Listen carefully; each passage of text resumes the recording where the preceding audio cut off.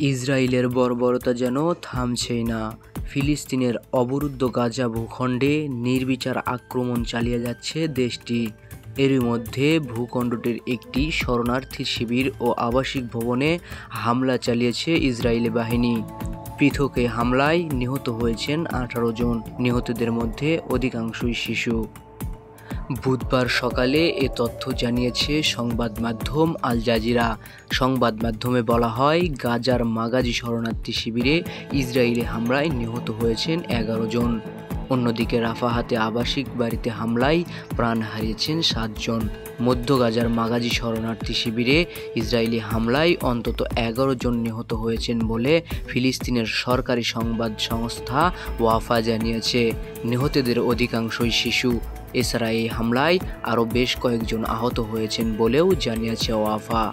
আল জাজিরার প্রতিবেদনে বলা হয়েছে, মাগাজি শরণার্থী শিবিরটি ঘনবসতিপূর্ণ এবং ইসরায়েল গাজায় আক্রমণ শুরু করার পরে ভূখণ্ডটি উত্তরে হাজার হাজার পরিবার তাদের বাড়িঘর ছেড়ে পালিয়ে যেতে বাধ্য হওয়ার পরে এই শিবিরটি আরও ঘনবসতিপূর্ণ হয়ে ওঠে। আল জাজিরার হানি মাহমুদ রাফা থেকে জানান, মাগাজি শরণার্থী শিবিরে মানুষের কাজ ও ব্যস্ততার সময়ে ইসরায়েলি হামলাটি চালায়।